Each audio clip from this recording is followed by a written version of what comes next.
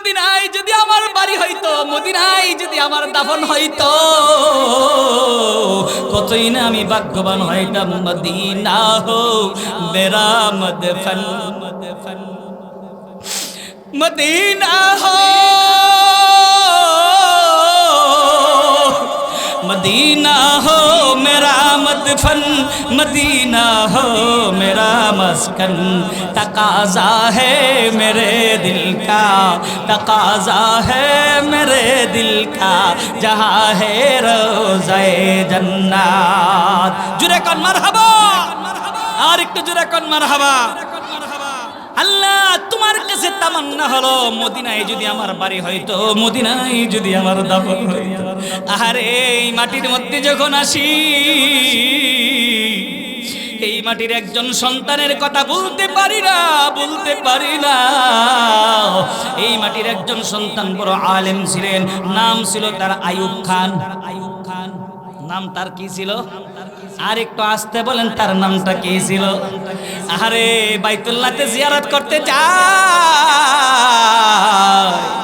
আমার আইয়ুব খান চাচা, আমার কাছে বিদায় নাই। ভাতিজা দোয়া কইরো, তোমার চাচা বাইতুল্লাহ জিয়ারত করতে যাচ্ছে।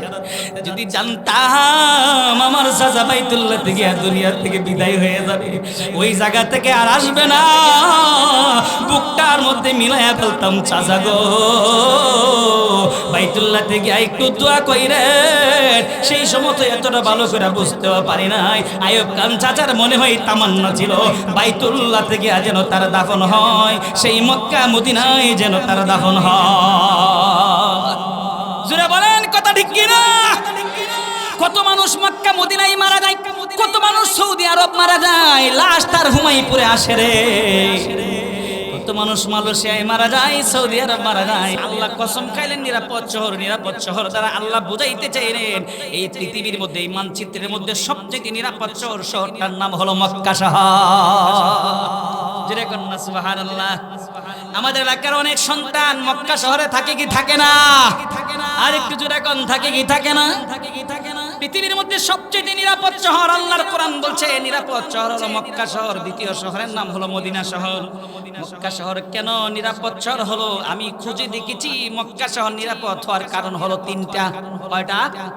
আর একটু জোরে কোন কয়টা? এক নম্বর কারণ, ইন্না আউয়ালা বাইতিন উসিয়া লিন্নাস লাল্লাযী বিবাক্কাতা মুবারাকান ওয়া হুদাল লিল আলামিন। এটা নিরাপদ শহর কেন হলো মক্কা শহর নিরাপদ শহর? এক নম্বরের কারণ হলো পৃথিবী আল্লাহ বানাইলেন 6 দিনে। 6 দিনে পৃথিবী বানানোর পরে আল্লাহ পৃথিবীতে একটা ঘর বানাইলেন। ঘরের নাম হলো খানায়ে কাবা, ঘরের নাম হলো বাইতুল্লাহ। এটাই এমন এক ঘর যেই ঘরের কারণে মক্কা শহর দামি হয়ে গেছে, যেই ঘরের কারণে মক্কা শহর নিরাপদ শহর হয়ে গেছে। চিৎকার দিয়ে কন্যা সুবহানাল্লাহ। এই শহরের মধ্যে যে খানায়ে কাবা আছে, এই শহরের মধ্যে যে বাইতুল্লাহ আছে, এই শহরটাকে, এই খানায়ে কাবাকে হেফাজতের মালিক কে? আর একটু জোরে কোন কে? এই খানায়ে কাবা হেফাজতের মালিক আল্লাহ। মুসলমানদের প্রথম কিবলা হলো বাইতুল মুকাদ্দাস, ফিলিস্তিনের মধ্যে অবস্থিত। জোরে কোন ঠিক কি না? এখন বুঝে থাকলে বলুন, বাইতুল মুকাদ্দাস, এই বাইতুল মুকাদ্দাসকে হেফাজতের মালিক কে? ইতিহাস বলছে এই ফিলিস্তিনের মাটির মধ্যে আল্লাহ রাব্বুল আলামিন কিয়ামতের আগ পর্যন্ত এমন কিছু মুজাহিদ রেখে দিবে, নেতানিয়াহু, ট্রাম্প আর মোদি সকল তো অপশক্তি, সকল জালেমরা যদি ঐক্যবদ্ধ হয়, এরপরও ফিলিস্তিনের মাটিকে দখল করতে পারবে না। কারণ এই মাটি হেফাজতের মালিক কে? আর একটু জোরে বলুন কে? এ ভাইয়ের আমার ভালো করে বুঝবেন, নিরাপদ শহর মক্কা শহর। এক নম্বর কারণ পাইলাম বাইতুল্লাহ। কেন? এটা খানায়ে কাবা, এটা এমন কাবা এটাই এমন ঘর, এই ঘরের মধ্যে যারা যায়, এই ঘরের মধ্যে যারা থাকায়, এই ঘরের মধ্যে আল্লাহ একটা পাথর রেখে দিয়েছে। ওই পাথরে চুমো দিতে দেরি হয়, মাল যদি হালাল হয়, টাকা যদি হালাল হয়, এই হালাল টাকা নিয়ে যদি বাইতুল্লাহর মধ্যে গিয়া যদি বলে লাব্বাইক লাব্বাইক আল্লাহুম্মা লাব্বাইক ইন্নাল হামদা ওয়ান নি'মাতা লাকা ওয়াল মুলক লা শারীকা লাক লাব্বাইক লাব্বাইক যখন বলে টাকা যদি হালাল হয়, ওই হালাল টাকা নিয়ে যখন বাইতুল্লাহতে যায়, শহরটা নিরাপদ, নিরাপদ শহর। এই ঘরের কারণে নিরাপদ হয়েছে।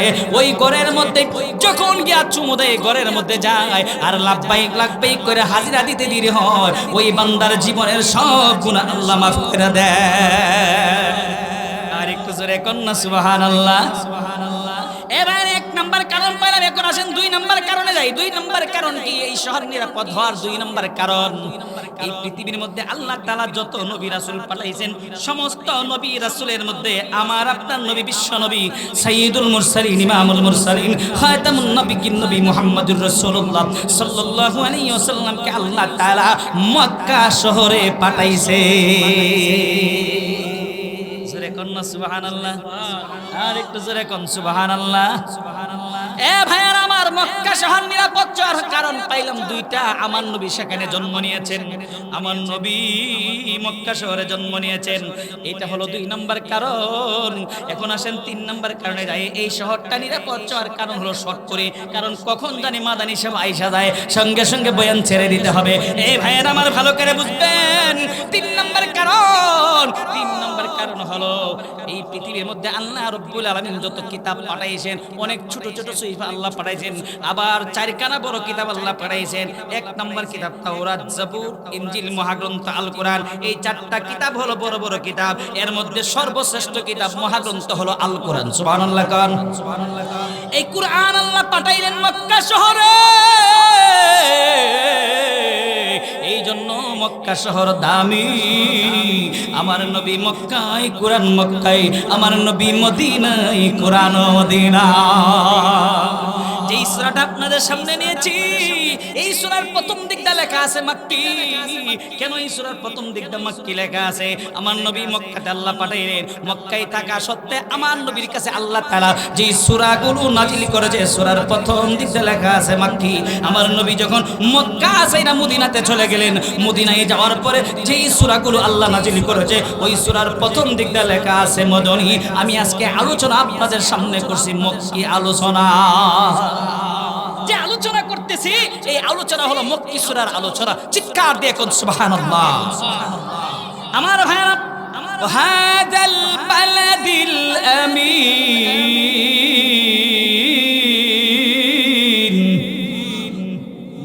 নিরাপদ শহর পাইলাম। শহরটার নাম কি? এখন যদি আপনাকে কেউ জিজ্ঞাসা করে ফলের মধ্যে সবচেয়ে দামি ফল কি, আপনি বলবেন কাঁঠাল।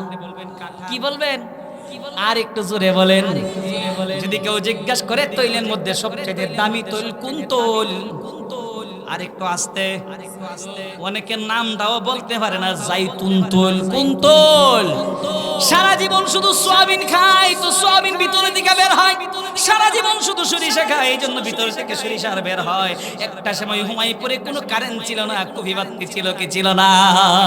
হারিকেন দিয়ে আমরা ওয়াজ শুনেছি, ফার্মলাইট দিয়ে ওয়াজ শুনেছি। ফার্মলাইট ছিল, কারেন্ট ছিল না, কুফিবাতি ছিল। কুফিবাতি ধরে কি দিয়ে? জোরে কোন কি দিয়ে? কেরাসিন দিয়া। আমরা শুধু কেরাসিন বুঝি, সয়াবিন তেল বুঝি, সরিষা বুঝি, জাইতুন তেলটা ইউজ করি না বেশি, এই জন্য জাইতুন তেলটা বলতে পারি না। আজকে থেকে যাই না নিলাম তৈলের মধ্যে দামি তৈল জাইতুন তৈল, ফলের মধ্যে দামি ফল তিন ফল, আর পাহাড়ের মধ্যে সব চাইতে দামি পাহাড় তুর পাহাড়, আর শহরের মধ্যে সব চাইতে নিরাপদ শহর মক্কা শহর, দ্বিতীয় শহর মদিনা শহর। মদিনায় যাওয়ার মনটা চায়, আমার তো মনটা চাই মদিনায় যদি আমার বাড়ি হইতো, মদিনায় যদি আমার বাড়ি হইতো, মদিনায় যদি আমার দাফন হইতো, কতই না আমি ভাগ্যবান হইতাম। মদিনা হো মেরা মদফন, মদিনা হো मदीना हो मेरा मदफन, मदीना हो मेरा मस्कन, तकाजा है मेरे दिल का, तकाजा है मेरे दिल का, जहाँ है रोज़े जन्नत। जुरे कौन मरहबा, और एक जुरे कौन मरहबा। আল্লাহ তোমার কাছে তামান্না হলো মদিনায় যদি আমার বাড়ি হইতো, মদিনায় যদি আমার দাফন হইতো। আরে এই মাটির মধ্যে যখন আসি, এই মাটির একজন সন্তানের কথা বলতে পারি না, বলতে পারি না।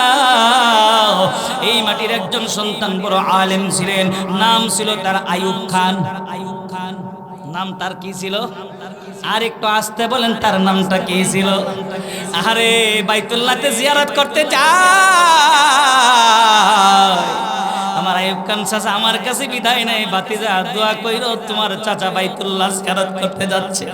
যদি জানতাম আমার চাচা বাইতুল্লাহ থেকে দুনিয়া থেকে বিদায় হয়ে যাবে, ওই জায়গা থেকে আর আসবে না, বুকটার মধ্যে মিলাইয়া ফেলতাম। চাচা গো, বাইতুল্লাহ থেকে একটু দোয়া কইরে। সেই সময় তো এতটা ভালো করে বুঝতেও পারি নাই। আইয়ুব খান চাচার মনে হয় তামান্না ছিল বাইতুল্লাহ থেকে যেন তার দাফন হয়, সেই মক্কা মদিনায় যেন তার দাফন হয়। জোরে বলেন কথা ঠিক কিনা?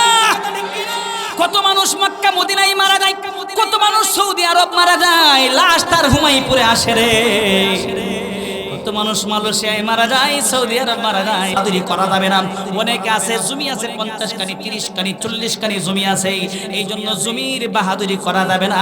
এই জমি চিরস্থায়ী না, টাকা পয়সা চিরস্থায়ী না, ক্ষমতাও চিরস্থায়ী না। জোরে কোন ঠিক কিনা? মানুষ যদি টাকার কারণে পৃথিবীতে থাকতো, সম্পদের কারণে যদি মানুষ পৃথিবীতে থাকতো, তাহলে আমাদের বাজিতপুরের 1 নাম্বার, গোটা বাংলাদেশের 1 নাম্বার ধনী ছিল বাজিতপুরের লোক। তার নাম হলো ইসলাম সাহেব। নাম কি? জহির ইসলাম মেডিকেল কলেজ এন্ড হসপিটাল। সেই হসপিটালের মধ্যে আমরা হুমায়ুপুরের মানুষ যাই, প্রতিনিয়ত চিকিৎসা করতে যাই। আমরা আবার গালিও দেই। কাহারে মেডিকেলে আসার পরে ভালো করে সার্ভিস পাই না, ডাক্তাররা মাত্র 1 মিনিট দেখে আমাদেরকে বিদায় করে দেয়। কিন্তু ইসলাম সাহেব দুনিয়া থেকে বিদায় হয়ে গেল। এত বড় একটা মেডিকেল দেয়া গেল। আমরা এই দেশের মানুষ, তার জন্য দোয়া করার দরকার। যদি এই মেডিকেলটা না হতো, তাহলে আমরা এই হুমায়ুপুরের মানুষ, আইনার গুফের মানুষ, বাটি অঞ্চলের মানুষগুলো আমরা ঢাকা যেতে হতো। জোরে কোন ঠিক কিনা? এই ইসলাম সাহেব এত পয়সার মালিক, এত টাকার মালিক, ইসলাম সাহেব পৃথিবীতে থাকতে পারে নাই। মোনায়েম কেন পৃথিবীতে থাকতে পারে নাই? আইয়ুব কেন থাকতে পারে নাই? আমি বাংলাদেশের অন্যদিকে যাব না, আমরা বাকি অঞ্চলের মানুষের কথাগুলোই বলি, বাজিতপুরের মানুষের কথাগুলো বলি। ইসলাম সাহেব পৃথিবীতে থাকতে পারে নাই, মোনায়েম কেন পৃথিবীতে থাকতে পারে নাই। এখন যদি বলি, আমাদের এই এলাকার মধ্যে আরো কিছু লোক ছিল, তারা এখন নাই। কে ছিল? খুসরো খান ছিল কি ছিল না? মানুষকে ভালো কাজের জ্ঞান দিছে, খারাপ কাজের জ্ঞান দিছে। ফেরেশতাদেরকে আল্লাহ শুধু ভালো কাজের জ্ঞান দিছে, আল্লাহ খারাপ কাজের জ্ঞান দেয় নাই। ফেরেশতারা গান বাজনার কি মজা এরা এটা বুঝে না, কিন্তু মানুষকে আল্লাহ তাআলা গান বাজনার মজা আল্লাহ দিছে। গান বাজনা করলে কি মজা এটা মানুষ বুঝে। বিবাহের অনুষ্ঠানের মধ্যে বক্স বাজাইলে কি মজা এটা যুবকরা বুঝে। এই জন্য আল্লাহ তাআলা ফেরেশতাদেরকে আল্লাহ তাআলা ভালো কাজের জ্ঞান দিছে, খারাপ কাজের জ্ঞান দেয় নাই। মানুষ ভালো কাজের জ্ঞান পাওয়ার পরে যদি খারাপ কাজ পরিহার কইরা যদি ভালো কাজ করে, এই মানুষটা ফেরেশতাদের চাইতে দামি হয়ে যায়। আবার মানুষ কুকুরের চাইতে নিকৃষ্ট। আমার কথা না, নবীজির কথা। আল্লাহ নবী বলছেন, কিছু মানুষ সমাজের মধ্যে আছে, এরা কুকুরের চাইতে নিকৃষ্ট। সেই মানুষগুলা কারা কুকুরের চাইতে নিকৃষ্ট? এই জায়গার মধ্যে কিছু তিতা কথা বললে তো অনেকে বলবে, আইনার গুফের বেনা এসে কি কথা কয়। হুজুর এখন ঠিক কিনা? কিছু হক কথা বলার দরকার আছে কিনা নাই? বাইরে আগের মতো আর আমাদের এলাকা তো প্রোগ্রাম দিতে পারি না। আইনার গুফের মধ্যে শুধুমাত্র একটা প্রোগ্রাম এই বছর দিছি। আমার দেশে কি বিগত বছর 7টা প্রোগ্রাম করছি, এলাকা তো 3টা প্রোগ্রাম চাইছে। আমার চাচা মেম্বার সাহেব, সিদ্দিক মেম্বার সাহেব বলছিল পয়সাই আওয়ারের মধ্যে একটা মাহফিল। আমার ভাইয়ারা ভালো করে বুঝবেন। এই জন্য আপনাদেরকে বলছি, মানুষের মধ্যে কিছু মানুষ হলো কুকুরের চাইতে নিকৃষ্ট। কারা কুকুরের চাইতে নিকৃষ্ট এদেরকে একটু চিনায়া দেই, জানায়া দেই, বুঝাইয়া দেই। কিছু মানুষ আছে দাঁড়ায় দাঁড়ায় ফরসাব করে। কুকুরের একটা স্বভাব আছে, কুকুর কিন্তু বৈশা বৈশা ফরসাব করতে পারে না। পারেনি? কেডা কইছে মারে বলে? কুকুর বৈশা বৈশা প্রস্রাব করতে পারে না, কুকুর কিন্তু দাঁড়ায় দাঁড়ায় প্রস্রাব করে। সমাজের মধ্যে এমন কিছু যুবক আছে রে, যেই যুবকরা দাঁড়ায় দাঁড়ায় প্রস্রাব করে, এমন কিছু যুবক আছে কিনা নাই? যদি বলি এখানে এমন যুবক আছে কি, একটাও হাত তুলতো না। তুলবো হাত? কেউ হাত তুলবে না, কারণ এখন যদি হাত তুলে তাহলে লজ্জা পাইবো।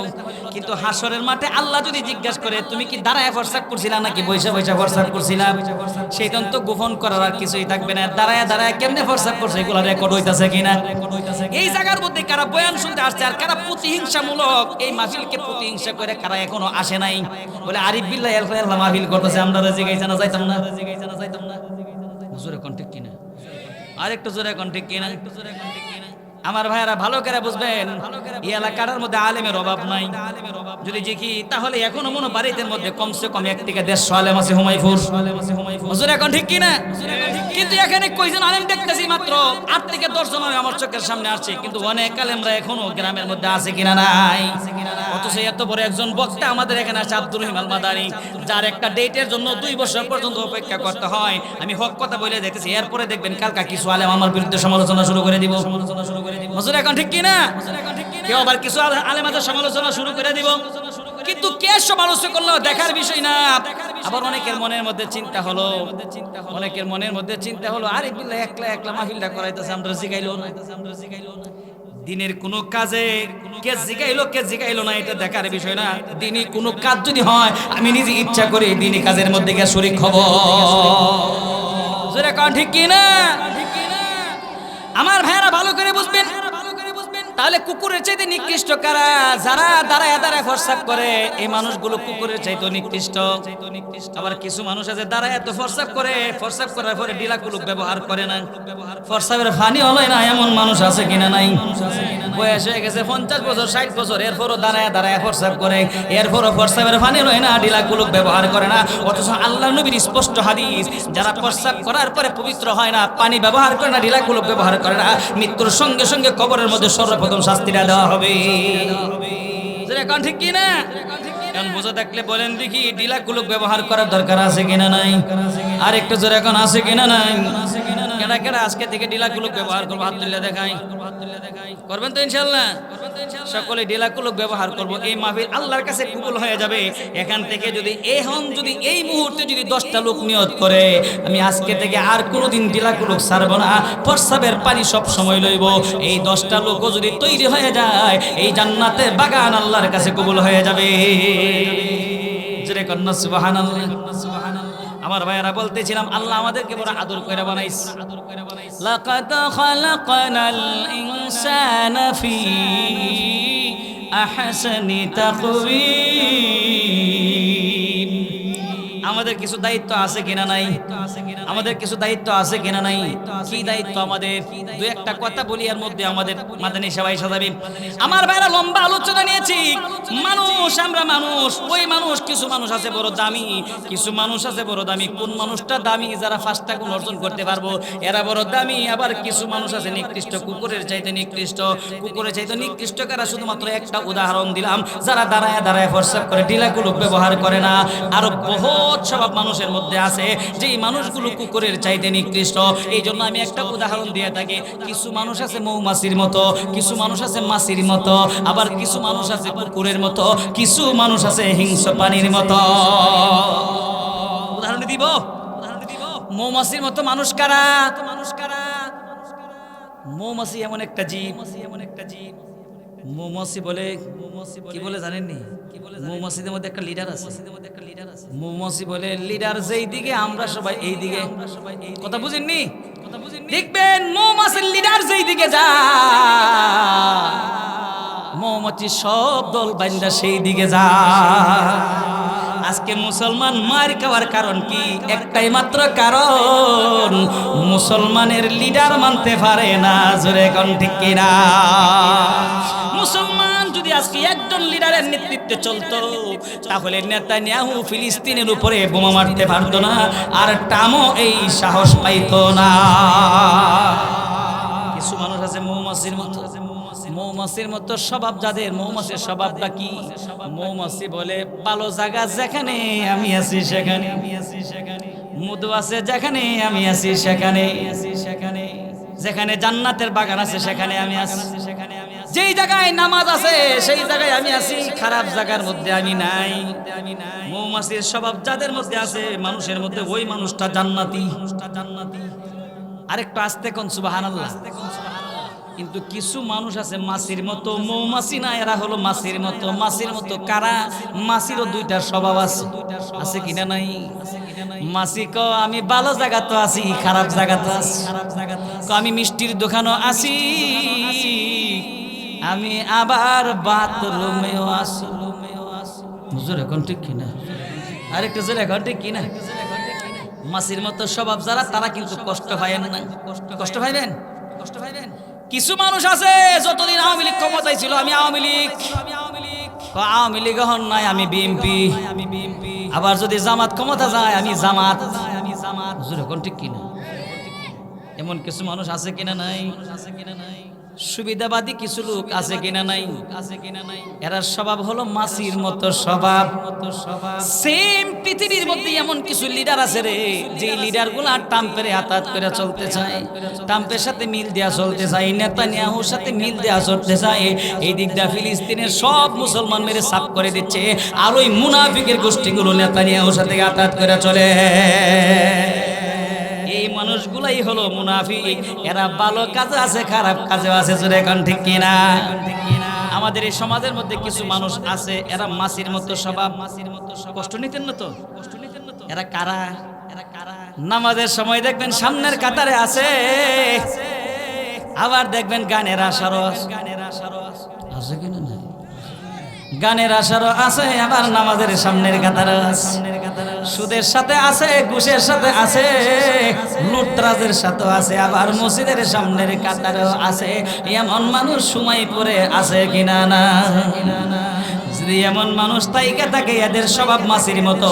মাছির স্বভাব যাদের আছে এরা হলো মুনাফিক। আল্লাহর কোরআন বলছে ইন্নাল মুনাফিকিনা ফিদ দারকিল আসফালি মিনান নার। যাদের স্বভাব হবে মুনাফিকদের স্বভাব, এরা যাবে জাহান্নামের সর্বনিম্ন স্তরে।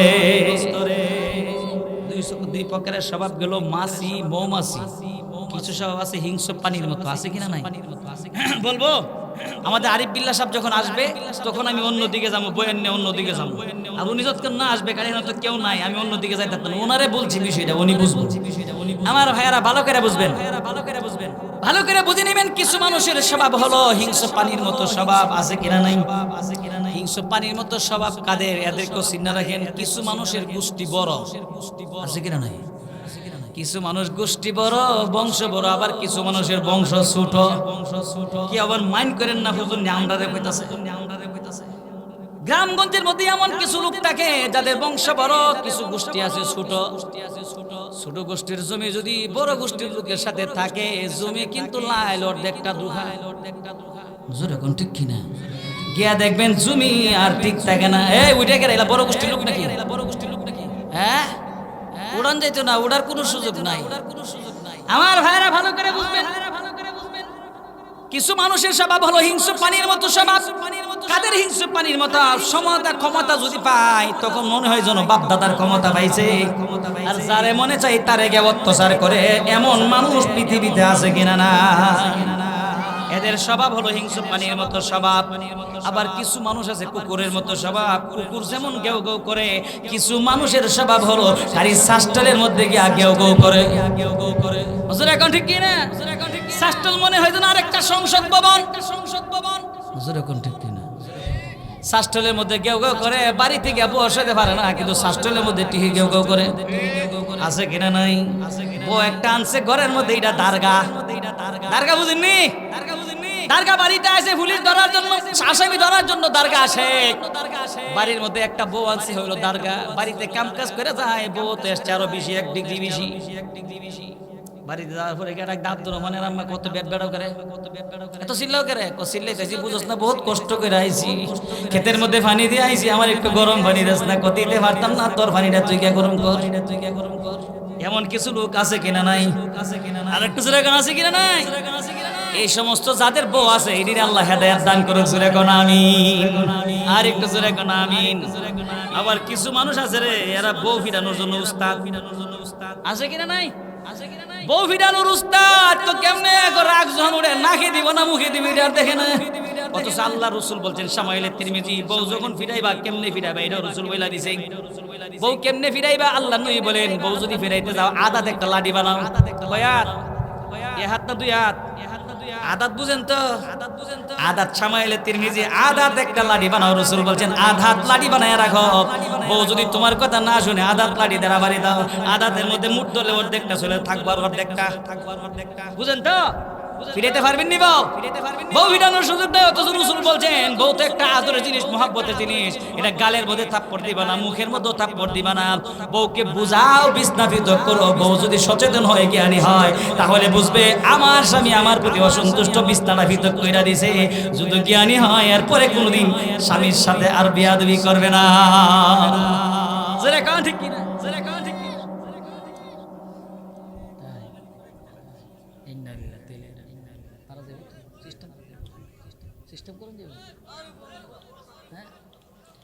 শেষ শেষ শেষ আমাদের মাদানী সাহেব আসতেছে আলহামদুলিল্লাহ। আমি চাইছিলাম কি জানেন, আমি বয়ান করব, মানুষ ঘরে থাকবে না, এই মাঠটা ভরপুর করে দিব আর আমরা মাদানী সাহেবের বয়ান শুনবো। আলহামদুলিল্লাহ কোন আলহামদুলিল্লাহ। মাঠটা একটা পরিবেশ হইছে আর এই দিকটা পর্দাটাও খুলে দিয়ে তখন গরমে দিয়ে অবস্থা খারাপ।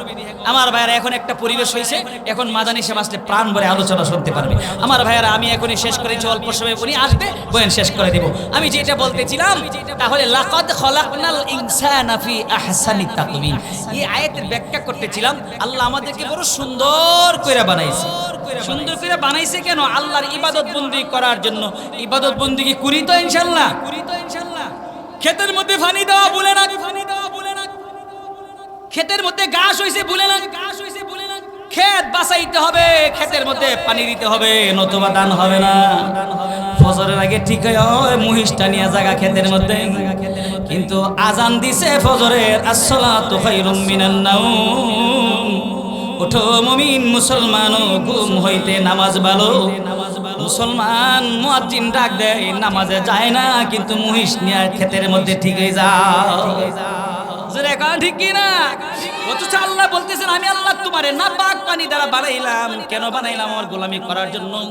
গোলামি তুমি আমার করো না, তুমি তোমার ক্ষেতের গোলামি করো, তুমি তোমার বিবির গোলামি করো, তুমি তোমার সন্তানাদির গোলামি করো, তুমি তোমার লিডারের গোলামি করো। দুনিয়ার কোনো গোলামি করবা না, সর্ব আগে গোলামি করবা একমাত্র কার গোলামি? কেন আল্লাহর গোলামি করবেন না? সূরা মুলকের প্রথম আয়াতের মধ্যে বইলা দিলেন, তাবারাকাল্লাযী বিয়াদিহিল মুলক ওয়া হুয়া আলা কুল্লি শাইইন কাদির। সমস্ত ক্ষমতার মালিক কে? আর একটু জোরে বলেন কে? গোলামি কার হবে? আজকের থেকে আল্লাহর গোলামি করব নাকি মানুষের গোলামি করব? আর একটু জোরে বলেন কার গোলামি করব? আল্লাহর গোলামি করবেন কে কে? হাত তুলে আল্লাহকে একটু দেখান। এ মালিক তুমি তাকায় দেখো, আমার এলাকার মানুষগুলো হাত উঠাইছে। আল্লাহ গো তুমি তাকায় দেখো, এরা আজকে থেকে হাত তুলছে, তোমার গোলামি করবে। তোমার গোলামি হলো আজকে থেকে আর একটা ওয়াক্ত নামাজও ছাড়তো না। ছাড়বেন নামাজ? বলেন আমরা আর নামাজ ছাড়বো, আমরা আর নামাজ ছাড়বো না, মারামারি করবো না, কাটাকাটি করবো না, দাঙ্গা হাঙ্গামা করবো না। আল মুসলিম আখু আল মুসলিম, মুসলমান মুসলমানের ভাই, আমরা ভাই ভাই হয়ে চলবো। এক ভাই যদি আঘাত করে পাল্টা আঘাত করবো না, ভাইকে বলবো তুমি যে কাজটা করছো ভালো না। জোরে এখন ঠিক কিনা? আল্লাহ আমাদেরকে বুঝদান করে, জোরে এখন আমিন। তিন ব্যক্তি তো আল্লাহ দরবারে সরাসরি কবুল হয়ে যায়। কয় ব্যক্তি? তিন ব্যক্তি তো আল্লাহ দরবারে সরাসরি কবুল হয়ে যায়। আন আবি হুরায়রা রাদিয়াল্লাহু তাআলা আনহু قال قال رسول الله صلى الله عليه وسلم ثلاث دعوات مستجابات لا شك فيه دعوة المظلوم ودعوة المسافر ودعوة الوالد على ولده। তিন ব্যক্তি তো আল্লাহ দরবারে কবুল হয়ে যায়। শেষ হাদিসটার অর্থ করে শেষ। এক নাম্বার দাওয়াতুল মজলুম, নির্যাতিত নিপীড়িত অত্যাচারিত মজলুম ব্যক্তির চোখের পানি আল্লাহর দরবারে কবুল হয়ে যায়। এখন এই জায়গাটার মধ্যে একটু গরম হইতে হইব। গরম তো গরম মাদানী সাহেব, আমি আর আজকে গরম করতাম না। এখন বুঝে থাকলে বলেন দেখি, এই পৃথিবীর মধ্যে সবচাইতে মজলুম মানুষ এখন কারা? ফিলিস্তিনের মুসলমান এই মুহূর্তে সবচেয়ে বড় মজলুম। আরে কত মজলুম, চোখের পানি রাখতে পারি না, চোখ থেকে জর্জর করে পানি পড়ে। ফেসবুকের দিকে তাকাইলে দেখি বাচ্চাটা গর্তের ভিতরে পড়ে আছে, বাচ্চার সামনে মা শহীদ হয়ে গেছে, বাচ্চার সামনে তার বাবা শহীদ হয়ে গেছে। আর আমরা বাংলাদেশের মুসলমান তাকায় কিছুই করার নাই, কিছুই করার নাই। কিন্তু মুসলমান, হুমায়ুনপুরের মুসলমান, আমাদেরও কিছু করার আছে। 12 তারিখে শাহবাগে একটা সমাবেশ ডাকা হয়েছে, যেই সমাবেশের মধ্যে আল্লামা মামুনুল হক থাকবে, মিজানুর রহমান আজহারি থাকবে, বাংলাদেশের শীর্ষ উলামা একরাম থাকবে, রাজনীতিবিদরাও থাকবে। বাংলাদেশের নজিরবিহীন একটা সমাবেশ হবে, সেই সমাবেশে আমরাও যাব। আমার খানসা হুজুর যাইবে আমার গাড়ি দিয়া। আল্লাহ হুজুরকে নেক খায়ের দান করুক, জোরে কোন আমিন। আল্লাহ আমাদের সামনে হুজুরকে রাখুক, জোরে কোন আমিন। এ ভাইরা আমার, সেই শাহবাগের মধ্যে একসাথে হব। বাংলাদেশের মানুষ আমরা কোটি কোটি মানুষ একসাথে হইয়া গোটা পৃথিবীর সমস্ত মুসলমানদেরকে দেখায়া দিব লা ইলাহা ইল্লাল্লাহ।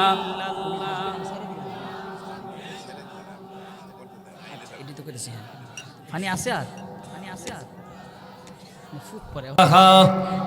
ভাই, আমরা যারা বাহিরে দাঁড়ায় আছি, হযরত আসতেছেন, আমরা সকলে একটু ভিতরে বসে যাই, ভিতরে বসে যাই, পরিবেশটা সুন্দর। অনেক বড় আলেম, বিশ্বনন্দিত মুফাসসিরে কিরাম আমার ভাইরা আমাদের এই বাটি অঞ্চলে আসছে, আমাদের জন্য বড় ভাগ্য।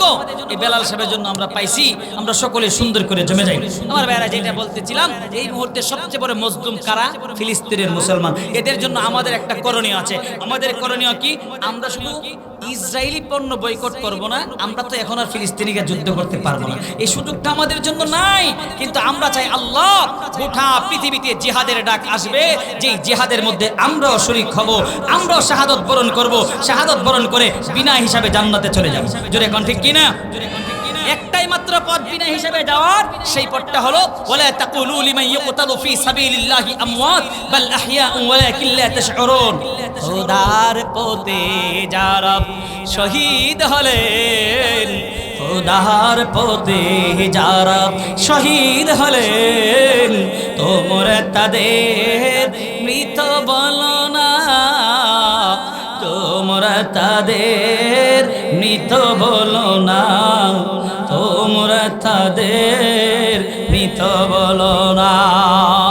আল্লাহর জমিনে আল্লাহর দ্বীনকে কায়েম করার জন্য যারা জীবন দিবে তারা মৃত নয়, রক্তমাখা শরীর নিয়ে তারা জান্নাতে ঢুকবে।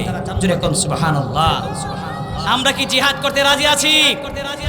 যদি জিহাদের ডাক আসে, আপনার একেবারে বুকের তাজা প্রাণটা দেওয়ার জন্য, জিহাদ করার জন্য, বিনা হিসাবে জান্নাতে যাওয়ার জন্য প্রস্তুত আছো? কে কে হাত তুলে আল্লাহকে দেখাও। আল্লাহ তুমি কবুল করো, আল্লাহ তুমি আমাদেরকে শাহাদতের মর্যাদা দাও, আল্লাহ আমাদেরকে কবুল করুক। জোরে কোন আমিন। নারে তাকবীর, নারে তাকবীর। মাদানী সাহেবের আগমন, মাদানী সাহেবের আগমন, শুভেচ্ছার স্বাগতম। আলহামদুলিল্লাহ, আমাদের প্রধান বক্তা উপস্থিত হয়ে গেছেন। ইনশাআল্লাহ বাইরে আমরা যারা আছি মেহেরবানি করে চলে আসি। আলহামদুলিল্লাহ, আমাদের কাঙ্ক্ষিত মেহমান, বিশ্বনন্দিত মুফাসসিরে কুরআন আব্দুর রহিম আল মাদানী আমাদের সামনে উপস্থিত হয়েছে। আল্লাহ চেহারা যেমন সুন্দর দিয়েছেন, আল্লাহ তো সবচেয়ে সুন্দর করে আমাদেরকে সৃষ্টি করছে, তাই না? এই বয়ানই তো চলছে। চেহারা যেমন সুন্দর দিয়েছেন, বয়ানটা আল্লাহর রহমতে দেখবেন অত্যন্ত সুন্দর চমৎকার বয়ান করে থাকেন। আমি আগেই বলেছি, আল্লামা দেলোয়ার হোসেন সাইদি নাই, কিন্তু আল্লামা দেলোয়ার সাইদির প্রতিচ্ছবি আল্লাহ তাআলা রেখে দিয়েছেন। আনসারি কিন্তু বহুত বাইরে গেছে, আনসারি আছে না বহুত, কিন্তু সাইদি সাহেব কয়জন আছে? সাইদি সাহেবের মতো বয়ান করে এমন কয়জন আছে? এমন একজন বক্তা আমাদের বাটি অঞ্চলে এসেছেন, উনি আমাদেরকে প্রাণ ভরে আলোচনা শোনাবেন। আমরা তার কাছ থেকে আলোচনা শুনবো। যারা বাহিরে আছি সুন্দর করে বসে যাই। আল্লাহ আমাদেরকে যে কথাগুলো বলেছি, আমাকে আপনাদেরকে সকলকে আমল করার তৌফিক দান করুক। ওয়া আখিরি দাওয়ানা আলহামদুলিল্লাহি রাব্বিল আলামিন। আসসালামু আলাইকুম ওয়া রাহমাতুল্লাহি ওয়া বারাকাতুহু।